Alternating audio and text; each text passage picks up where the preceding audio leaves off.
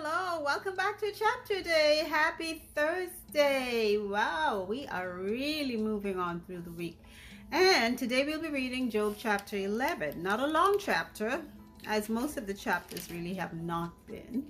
And yesterday we heard Job speaking up after his friend Bildad had his say. And he's talking to God. He says, I will say unto God, do not condemn me. Is it good unto thee that thou shouldest oppress? So he is really, I don't want to use the word blame, but he is giving God the authority, not giving God, but showing God's authority over his life, I should say. And just acknowledging that this is what God has allowed, because he has a relationship with God and he knows that he is a righteous man as far as his relationship with God. Like he said in verse 7, thou knowest that I am not wicked. So Job knows himself and God knows Job. And God knows that Job knows that God knows that he is righteous in his sight. So, because God himself said it to Satan, okay? So we know the background of what's going on, and Job does not. But Job did not, I should say. So let's see what he has to, well, or whoever is going to speak now. Let's see. Chapter 11. Then answered Zophar the Naamathite and said, so this is another one of Job's friends. Remember, there were three. So I think the first one was Eliphaz the Temanite, then Bildad, I can't remember where he was from, and now there is Zophar. So this is his third friend. Verse 2, should not the multitude of words be answered, and should a man full of talk be justified? Should thy lies make men hold their peace? And when thou mockest, shall no man make thee ashamed? For thou hast said, my doctrine is pure, and I am clean in thine eyes. But oh, that God would speak and open his lips against thee. Okay, so right off he start telling Job, straight off, you lying. You are not righteous. All that you're talking there and saying that God should know how good and peaceful, and righteous you are, you're telling lies.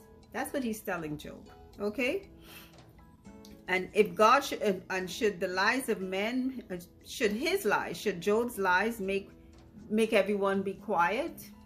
Imagine that. Your friends come to visit you and they know you're in a bad state. Talk about kicking a man when he's down.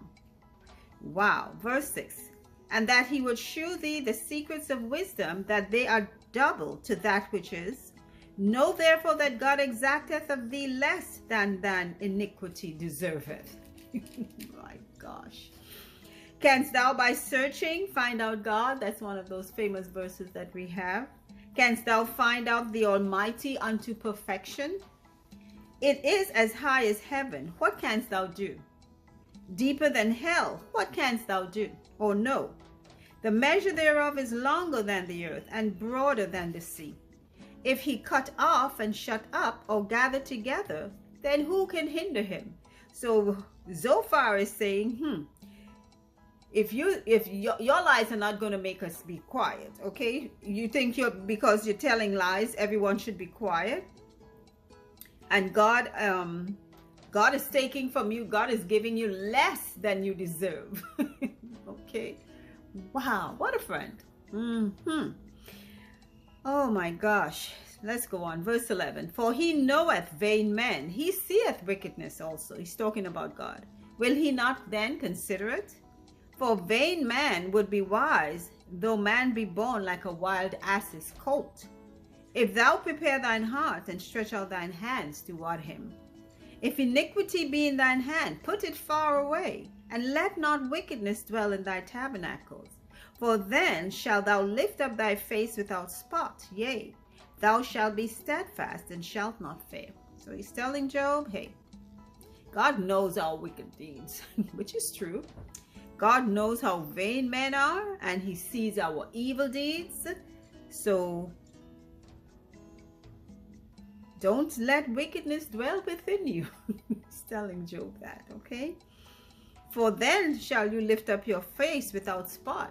If you were able to do so, you would have been able to do so without fear and without any kind of iniquity in you. So again, his friend is saying, God is chastising you because you're evil. Okay. Verse 16. Because thou shalt forget thy misery and remember it as waters that pass away. And thine age shall be clearer than the noonday. Thou shalt shine forth. Thou shalt be as the morning. And thou shalt be secure because there is hope. Yea, thou shalt dig about thee, and thou shalt take thy rest in safety. Also thou shalt lie down, and none shall make thee afraid. Yea, many shall make suit unto thee. But the eyes of the wicked shall fail, and they shall not escape, and their hope shall be as the giving up of the ghost. So if Job were really righteous in God's sight, he would have been cleared of his misery. He should have been able to lie down and sleep peacefully, and nothing should have made him afraid. Remember, and Job said he can't even lie down and sleep because in his mind he's having all these awful thoughts and dreams. And yeah, that's it. The eyes of the wicked shall fail. So this is what he's telling Job. So in all of his talk, just like his other two friends, Job is a wicked man and getting his just deserve, or even less than he maybe really does deserve. You see, sometimes it's only in adversity you really know what people actually think about you, the truth of how they actually feel about you. And that's what's happening with Job. That's the end of our reading. Short chapter today, Job chapter 11. We must be so careful as to who we condemn. God has justified Job, okay, before Satan. And here are his mortal men friends condemning him. Because in their eyes, you know, people always want to believe the worst about you, depending on who they are. So when you see, like I had that old saying, all skin teeth ain't laugh. Everybody smiling with you is not happy for you or with you. But anyway, we will see how this story keeps unfolding. I'm sure some of us have already read through the book of Job, so we know. But we'll keep on going. Lesson for us. Lessons for us. That's what these Bible chapters and verses are. So, thank you all for viewing a chapter a day once again. And until our next reading, keep listening. That's how our faith grows. Bye.